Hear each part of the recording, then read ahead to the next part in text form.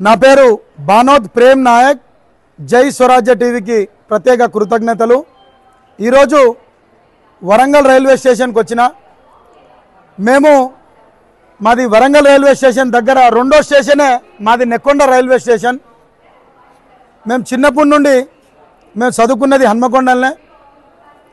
మేము నెక్కొండ నుంచి వెళ్ళి ఇటు వరంగల్కి రావాలన్నా, హైదరాబాద్కి వెళ్ళాలన్నా, విజయవాడకి వెళ్ళాలన్నా, విశాఖపట్నానికి వెళ్ళాలన్నా, మేము దర్శనానికి తిరుపతి వెళ్ళాలన్నా మాకు ట్రైన్ మార్గమే చాలా దగ్గర। అయితే నేను చాలా రోజుల తర్వాత, చాలా గ్యాప్ తర్వాత ఈరోజు వరంగల్ రైల్వే స్టేషన్కి రావడం జరిగింది। అసలు నేను ఈ వరంగల్ రైల్వే స్టేషన్కి చూసిన తర్వాత అసలు నేను వచ్చింది వరంగల్ రైల్వే స్టేషన్కా లేదా ఏదైనా ఇంటర్నేషనల్ ఎయిర్పోర్ట్కి పోయినా అని చెప్పేసి కొద్దిసేపు ఆశ్చర్యానికి గురి అయినా। అసలు ఎంత అద్భుతమైన డెవలప్మెంట్, అసలు ఎక్కడున్నాం? సో మనం ఢిల్లీలో ఉన్నామా, ముంబైలో ఉన్నామా, హైదరాబాద్లో ఉన్నామా అనిపించింది। కొద్దిసేపు అయితే ఆశ్చర్యానికి గురైనా।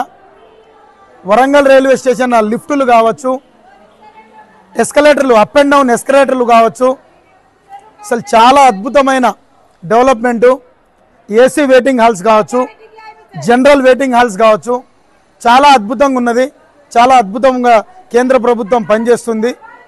ఇంకొక చిన్న డిసడ్వాంటేజ్ ఏంటంటే ఏదైతే ట్రైన్లు స్టేషన్కి వచ్చి ఆగుతున్నాయో అది ఒక 2-3 నిమిషాలు మాత్రమే ఆగుతున్నాయి। మేము డిమాండ్ చేసేది ఏంటంటే, ప్యాసింజర్ తరఫున మేము డిమాండ్ చేసేది ఏంటంటే మినిమం ఒక 5 to 8 మినిట్స్, ఒక 5 to 6 మినిట్స్ అట్లా కొంచెం ఒక 2-3 నిమిషాలు ఎక్కువ ట్రైన్ని స్టేషన్లో ఆపే విధంగా డిమాండ్ చేస్తున్నాం ఒకటి। రెండోది, ఇక్కడ స్టేషన్లో చాలామంది ఈ మిత్రులు వీళ్ళని చూసుకుంటే వీళ్ళు ట్రైన్లు వచ్చేటప్పుడు ఈ ఫుడ్ అమ్మడం కావచ్చు, లేకపోతే వాటర్ బాటిల్స్ అమ్మడం కావచ్చు, ఈ ఏదైతే స్విగ్గీలు, జొమాటోలు ఇట్లాంటి ఆన్లైన్ బిజినెస్లు స్టార్ట్ అయినాయో వాటి వల్ల ఇక్కడ పనిచేసే మిత్రులకు చాలా ఇబ్బంది కలుగుతుంది। అవి కొంచెం అవాయిడ్ చేస్తే ఇక్కడ వీళ్ళు పనిచేసే వాళ్ళకు కొంచెం చాలా సహాయం చేసిన వాళ్ళం అవుతాం।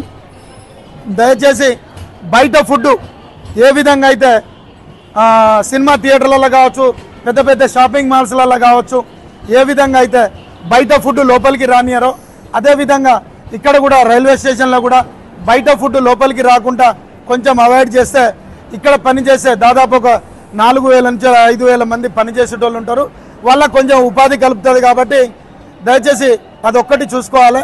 ట్రైన్లు కూడా ఎక్కువసేపు ఆగే విధంగా ప్రయత్నం చేయాలి। మిగతా డెవలప్మెంట్ అన్ని చాలా బాగున్నాయి। Thank you so much.